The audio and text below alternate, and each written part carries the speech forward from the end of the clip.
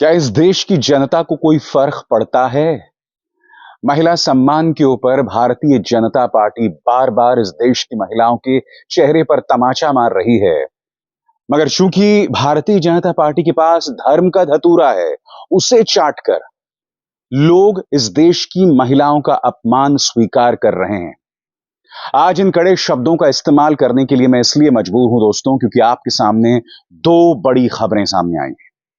पहली खबर, supreme court की जस्टिस नागरत्ना ने कड़े तेवर अपनाते हुए कहा है कि जिन 11 लोगों ने, बिल्किस की जिन 11 गुनहगारों ने उसके साथ सामूहिक दुष्कर्म किया, उसके परिवार के लोगों की हत्या कर दी, उन्हें वापस जेल जाना होगा। यह फैसला सुप्रीम कोर्ट पहले ही सुना चुका है। कल जस्टिस नागरत्ना ने कहा, और क्या कहा इस पर गौर कीजिएगा दोस्तों।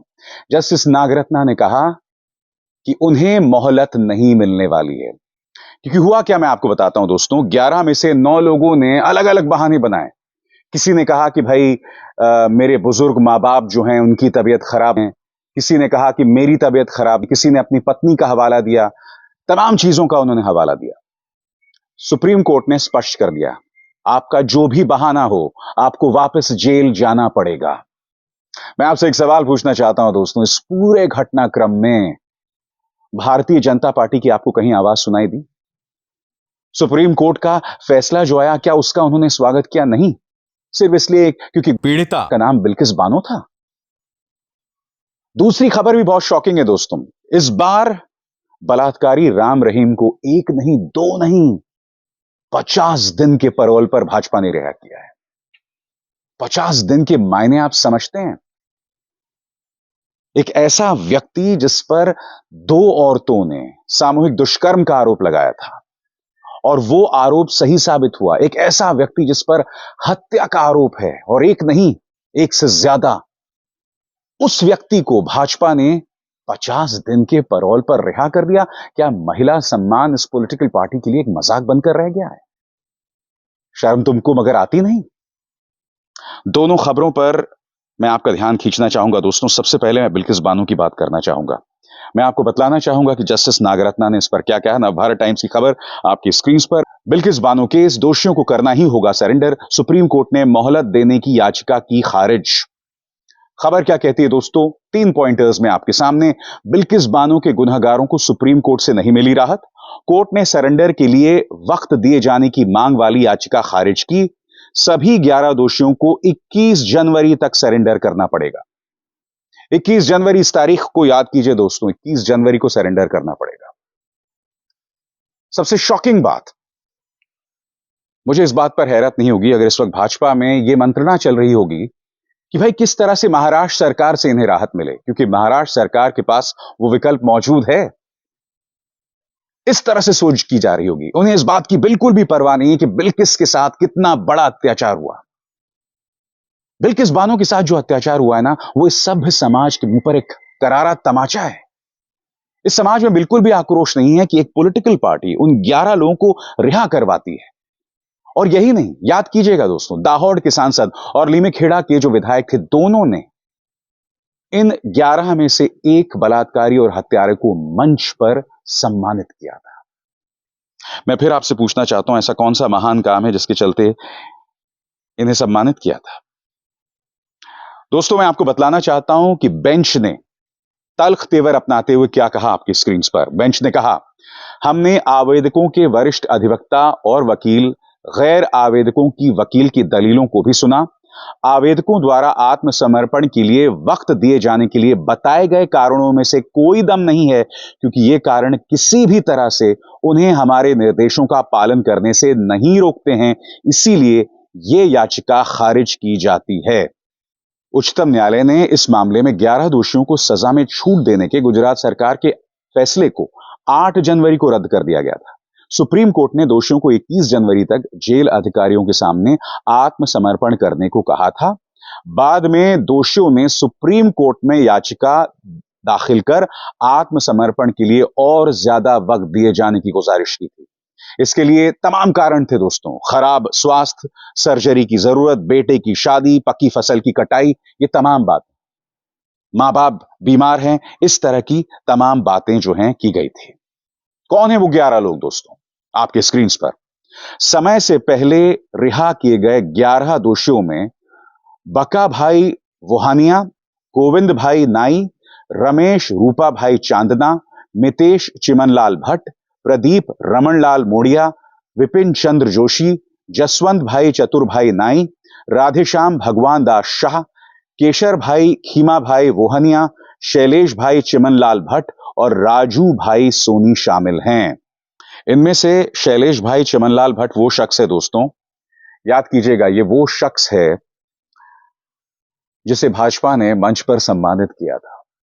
मैं फिर आपसे पूछना चाहता हूं दोस्तों, महिला सम्मान नाम की कोई चीज भाजपा की डिक्शनरी में है या नहीं है? इस वक्त भाजपा की पूरी राजनीति 22 जनवरी के आसपास है।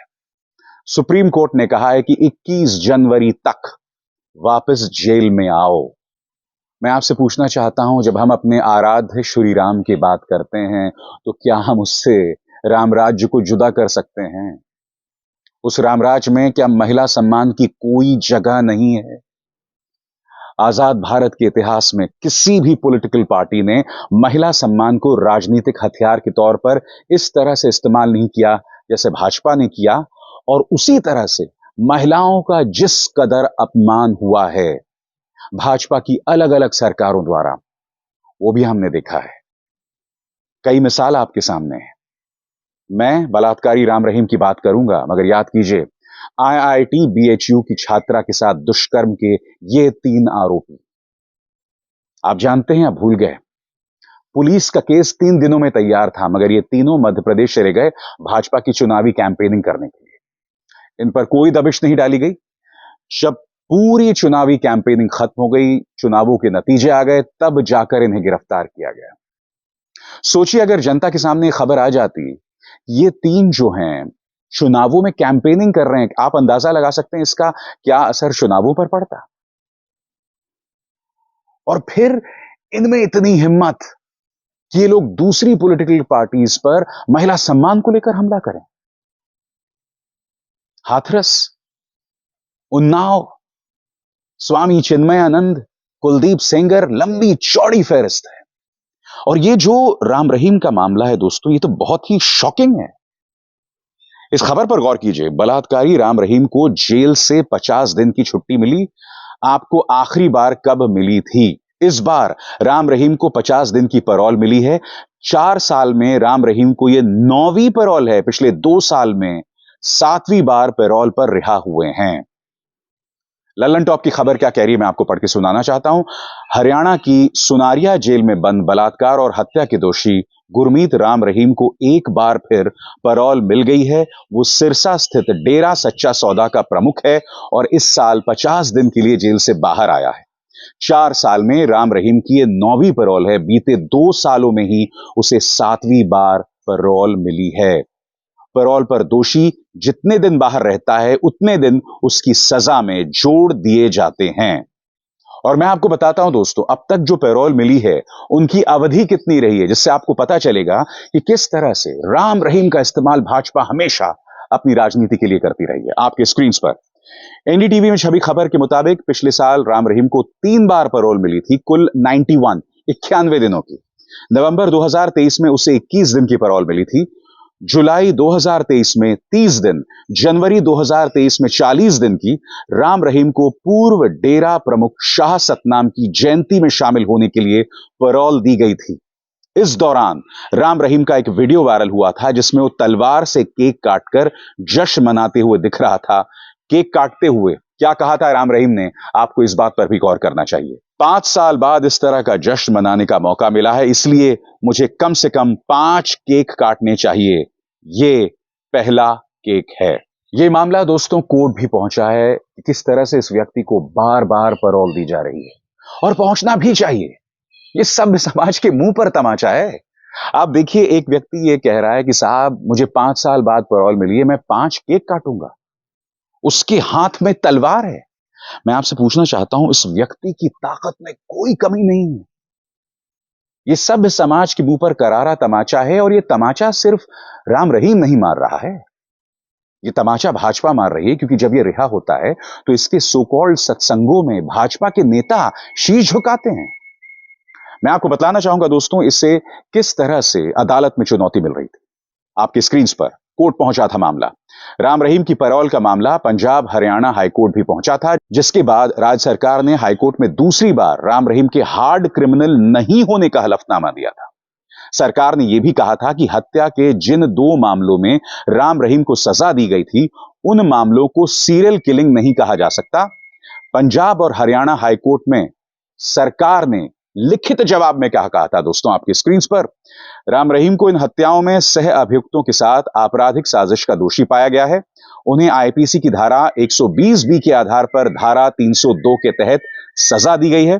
धारा 120 के तहत आरोप स्वतंत्र रूप से तय किए जाते हैं, तो सजा के मामले में उसे वास्तविक अपराध के साथ पढ़ा जाना चाहिए। दोस्तों याद कीजिए, 2017 में इस व्यक्ति को सजा सुनाई गई थी। राज्य सरकार का कहना है कि यह हार्डन्ड क्रिमिनल नहीं है, यानी कि सख्त अपराधी नहीं है। आज मैं कुछ सवाल पूछना चाहता हूं। आप जानते हैं सरकार कई ऐसी दलील देती है, कई ऐसे तर्क देती है कि देखिए हम कुछ लोगों को रिहा नहीं कर सकते क्योंकि अगर ये बाहर आएंगे तो सबूतों पर असर डालेंगे, जिन लोगों ने गवाहियां दी थी उन पर असर डालेंगे। एक व्यक्ति जो हाथ में तलवार लिए केक काट रहा है, जश्न मना रहा है, जिसे पूरा संरक्षण हासिल है सत्ता पक्ष का, मैं आपसे सवाल पूछना चाहता हूं, वो व्यक्ति किस तरह से उन गवाहों के लिए खतरा नहीं है? उसे सजा मिल गई है, मैं मानता हूं, मगर सबसे बड़ी बात, यह व्यक्ति बार बार बाहर आ रहा है, बार बार रिहा किया जा रहा है। और मुझे ताज्जुब नहीं होगा कि एक ऐसा वक्त भी आएगा कि अच्छे आचरण के लिए इसे रिहा भी कर दिया जाएगा। यह कल्पना से भी विचित्र जो चल रहा है दोस्तों। अंग्रेजी में एक शब्द है डिस्टोपिया, DYSTOPIA, यानी कि एक देश में ऐसा कुछ होने लगता है जिसकी आप और हम कल्पना भी नहीं कर सकते हैं। भारत को क्या बना दिया गया दोस्तों। एक तरफ देश की जनता का ध्यान श्री राम में रखा जा रहा है, मगर दूसरी तरफ जनता के जो मुद्दे हैं, खास तौर से महिला सम्मान, उस पर किस तरह से लोगों का अपमान किया जा रहा है, लोगों की आस्था के साथ खिलवाड़ किया जा रहा है। और मैं जानबूझकर इस शब्दावली का इस्तेमाल कर रहा हूं, लोगों की आस्था के साथ खिलवाड़। ये खिलवाड़ ही तो है ना। आस्था क्या है? हमारा विश्वास। और हम क्या उम्मीद करते हैं कि हमारी सरकार हमारी आस्था को लेकर, महिला सम्मान को लेकर हमारे साथ विश्वासघात नहीं करेगी। मगर जब हम राम रहीम के रिहा होने को बर्दाश्त करते हैं और जब हम बिल्किस बानो के 11 गुनाहगारों को लेकर भाजपा की जो नरमी है उसे बर्दाश्त करते हैं, तो कहीं ना कहीं हम अपनी इंसानियत को दफन कर रहे हैं, बार बार कर रहे हैं, लगातार कर रहे हैं। आप में से कई लोगों को मेरी बातें बुरी लगेंगी, मगर आप जानते हैं उसकी मैं परवाह नहीं करता हूं। मैं वो कहता हूं जो इंसानियत की निगाह से सही है। किसी का धर्म मेरे लिए मायने नहीं रखता, किसी का रसूख, किसी की ताकत मेरे लिए मायने नहीं रखती है। और इस मंच पर वो सवाल मैं लगातार उठाता रहूंगा। अभिसार शर्मा को दीजिए इजाजत। नमस्कार। स्वतंत्र और आजाद पत्रकारिता का समर्थन कीजिए, सच में मेरा साथी बनिए। बहुत आसान है दोस्तों, इस ज्वाइन बटन को दबाइए और आपके सामने आएंगे ये 3 विकल्प, इनमें से एक चुनिए और सच के इस सफर में मेरा साथी बनिए।